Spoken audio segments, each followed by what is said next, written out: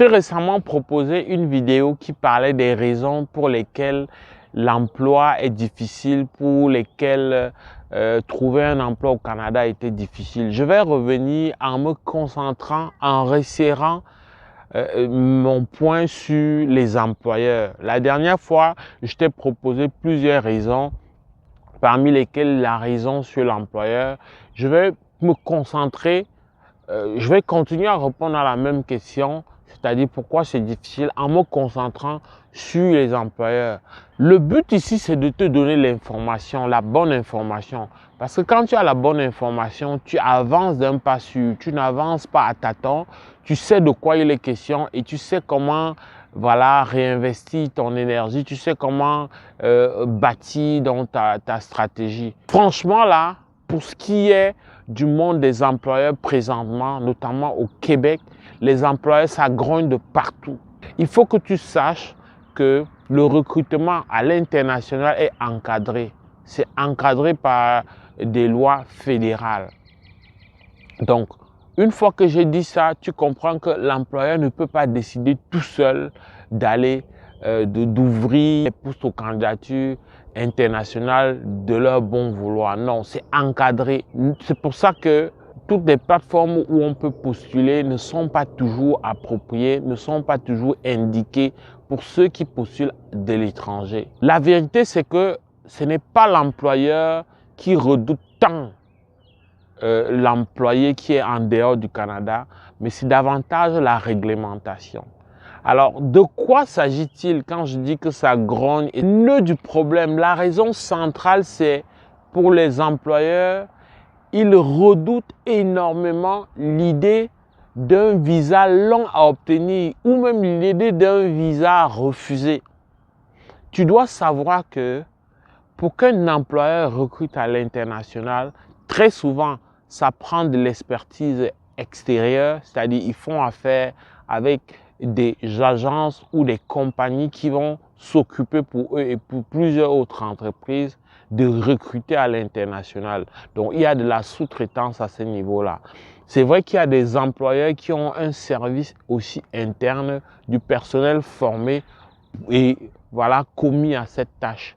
Mais dans un cas comme dans l'autre, ça coûte beaucoup d'argent à l'employeur. L'employeur doit débourser de l'argent dans ton processus avant le permis de travail et même après parce que pour la plupart, en tout cas pour plusieurs, lorsque le poste à occuper correspond à un salaire inférieur au salaire médian du Canada, c'est-à-dire, on va dire la moyenne pour simplifier. C'est vrai que mathématiquement, moyenne et médian, c'est pas exactement la même chose, mais on va dire que l'un n'est pas loin de l'autre. Quand tu es en deçà du salaire moyen, eh bien, tes frais de transport sont entièrement à la charge de l'employeur.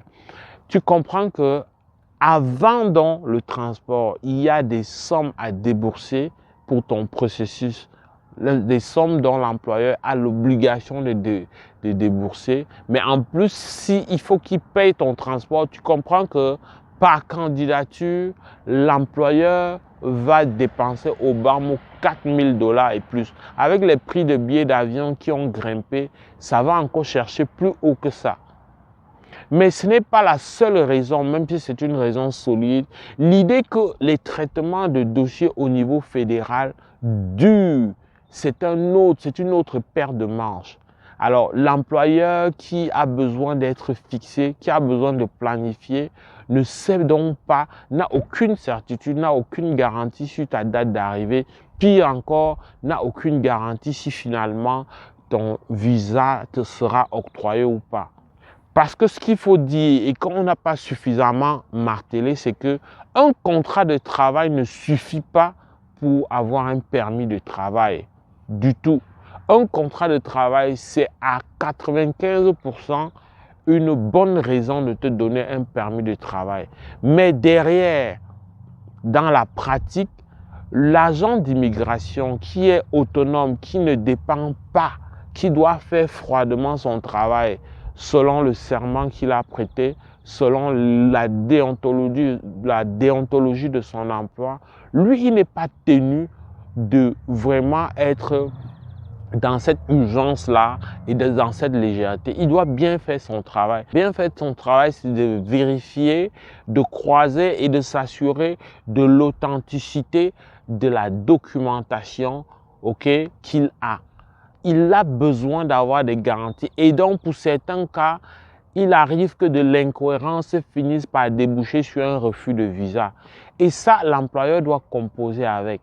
Alors moi, mon idée, c'est que non seulement beaucoup d'employeurs font le choix, restent encore sceptiques lorsqu'on les rencontre, lorsqu'on les écoute, lorsqu'on les lit, ils restent sceptiques à l'idée de faire un vrai recrutement à l'international.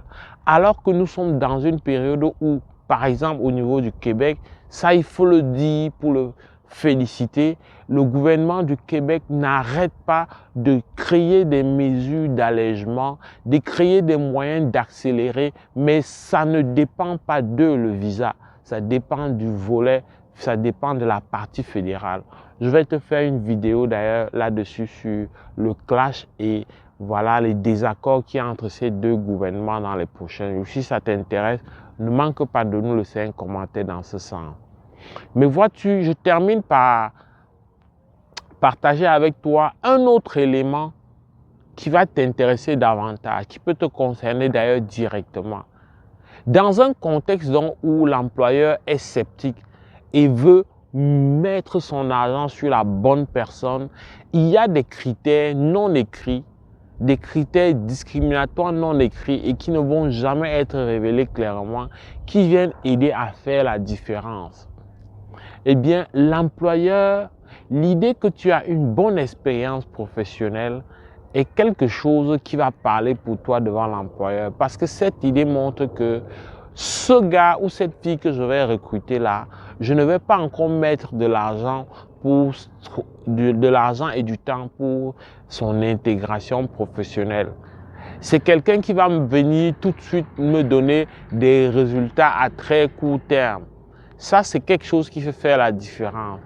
Autre chose qui peut faire la différence et qui est un sous-entendu et qui c'est un non-dit, mais qui pèse dans la balance, c'est l'idée que tu peux avoir une famille derrière toi. L'idée que tu peux avoir une famille derrière toi, si tu comptes immigrer avec, ça va être quelque chose.